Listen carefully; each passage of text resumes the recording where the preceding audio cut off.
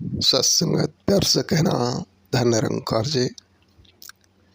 एक जगह पे बात आती है कि कहते हैं कि मांगन मरण समान है, मत कोई मांगो भीख, मांगन से मरनो भला। यह सतगुरु की सीख कि सतगुरु की जो शिक्षा ये कह रही है कि मंगता न बने, दाता बने। क्योंकि दाता के संग जुड़ने वाला खुद दाता जैसा हो जाता है कि अगर एक बूंद समुद्र में मिल गई तो फिर वो एक समुद्र सा रूप धारण कर लेती है। तो कहते हैं कि एक अजीब सी बात है कि लोग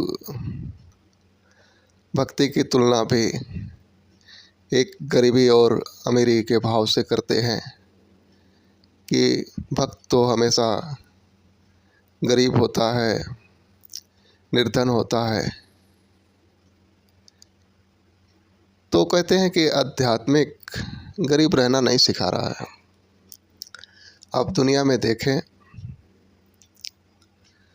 जहाँ भी परमात्मा की छवि बनी है या सद्गुरु इस युग में हो या पुरातन किसी भी युग में, वो कभी निर्धन या असहाय या एक लाचारी वाला जीवन नहीं जिया। तो ये बातें ये भी समझा रही है कि हम जिसका होकर जीना चाहते हैं उसके जैसा एक बनने का प्रयास, अपने जीवन को उस रंग और उस सांचे में डालने का प्रयास भी करना होता है। कि कहते हैं कि किसी का आवाहन करना, जैसे ही सूरज के प्रकाश में आप खड़े होंगे तो जो भी गर्मी होगी वो गर्मी हमारी बॉडी के गर्मी के अंदर प्रवेश करती है। सेम टू सेम टेम्परेचर हो जाता है अंदर बाहर का। ऐसे ही ठीक जो है कि अपने आप को उठाने की बात हो रही है कि अपने जीवन में कहते हैं कि सुकून, शांति, आनंद की बातें करने में अच्छी लगती है, लेकिन अगर जीवन उस लेवल तक ना हो, हमने हमारे जीवन में संसार में हैं तो रहने के लिए एक छत की आवश्यकता है। घर ना हो, घर से बेघर हो, कहीं कोई रोड किनारे खड़ा भी ना होने देता हो और इधर उधर भटक रहे हों, तो जीवन में रहने का स्थान बनाना ये प्राथमिकता बन जाती है कि हम रहेंगे कैसे। पहले रहने का स्थान तो हो।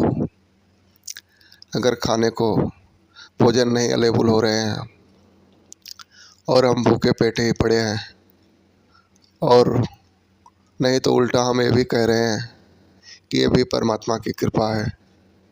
ये परमात्मा की कृपा नहीं है, हमारे जीवन की दरिद्रता है जो हम उस रास्ते पे उस तरीके से अपने जीवन को चला ही नहीं पा रहे हैं जिससे परमात्मा जो हमारे नसीब का भोजन है वो हमारे तक दे पाए। तो वो बात भी आती है ना कि एक बार एक मटका पानी का, वो उसमें एक नल लगी होती है, तो एक कोई भी आता और नल खोल के पानी पी के चला जाता। तो जिस बर्तन से वो मटका ढका हुआ था, वो कटोरी, वो प्लेट मटके से पूछती है कि तुम्हारे पास कोई भी आता है उसकी प्यास बुझा देते हो, और मैं तो वर्षों से तुम्हारे साथ हूँ, मेरे अंदर तो एक बूंद भी पानी नहीं दिया आपने। तो मटका कहता है कि वो जो आते हैं वो जहाँ पानी का प्राप्त का जो रास्ता है वहाँ पे अपने आप को झुकाते हैं और पानी पी के चले जाते हैं। और तुम जो है मेरे सर के ऊपर बैठी हो, लेकिन उस रास्ते पे तुम झुक नहीं पा रही हो, उस जगह पे अपने आप को लेके जा नहीं पा रही हो, जिसके कारण मैं चाह के भी तुम्हारे अंदर एक बूंद पानी नहीं दे सकता। तो वैसे ही कहते हैं कि परमात्मा देवनहार है, ये भूखा नहीं सुलाता किसी को, भूखा इंसान अपने कर्मों से सोता है। परमात्मा कभी किसी को निर्धन नहीं बनाते, किसी को दुखी और लाचार नहीं बनाते। इंसान दुखी, लाचार या निर्धन है या तमाम परेशानियों से घिरा हुआ है तो अपने कर्म से, अपने व्यवहार से। तो अपने आप को उस पॉइंट पे लेके जाना, उस स्थान पे लेके जाना जहाँ परमात्मा हजारों हाथों से हमारे जीवन में सब कुछ दे सके, वो हमारी जिम्मेदारी होती है। हम वही कटोरी वाली हाल के सर पे बैठे रहेंगे, उलटी दिशा में रहेंगे, तो फिर ईश्वर हमें कैसे दे पाएगा। और कहते हैं ना कि कई जगह बातें आती है कि परमात्मा की कृपा नहीं बरस रही है। अरे वो कृपा बरस रही है लेकिन उसकी पात्रता नहीं है हमारे में। कहते हैं कि छोटे से पाइप में अगर समुद्र छोड़ दिया जाए तो पाइप की क्या होगा, किधर फट के चिथड़े हो जाएंगे, पता भी नहीं चलेगा।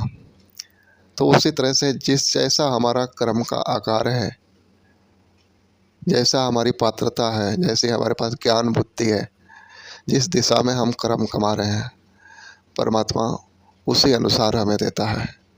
तो कभी भी ईश्वर को दोष ना लगाने जैसी बात है कि ईश्वर हमको नहीं देता, या फिर हम जितना निर्धन रहेंगे, गरीब रहेंगे, उतना ही प्रभु की कृपा हम पे बरसेगी। ये भी सरासर गलत है, क्योंकि निर्धन का अर्थ जो होता है कि यानी ईश्वर से प्रेम करना, इतना प्रेम हो जाए कि सारा धन जो है हमारे लिए कोई मायने न रखे, कि सब कुछ जाए पर हमारा ईश्वर से प्रेम ना जाए। एक अलग के भाव है। लेकिन अगर ये सब जीवन में ना हो, आपके पास घर नहीं है, पैसे नहीं हैं, परिवार सुखी नहीं है, घर संसार अच्छा नहीं है, उसकी हेल्थ अच्छी नहीं है, तो इसमें भला फिर कैसे ईश्वर का ध्यान और बंदगी बरकरार रहेगी। तो परमात्मा ये सिखा रहे हैं कि अपने आप को ऊंचा उठाओ, ताकि जीवन सुखमय होगा, तभी ईश्वर में ध्यान लगेगा, तभी ईश्वर के साथ एक सही रिश्ता जुड़ पाएगा। वरना तकलीफ़ें बनी रही तो फिर तो ईश्वर से प्रेम कहाँ, वही तकलीफ़ों का रोना धोना लगा ही रहेगा। इसलिए जीवन को हर तरह से वो पात्रता लाने की ज़रूरत है जीवन में,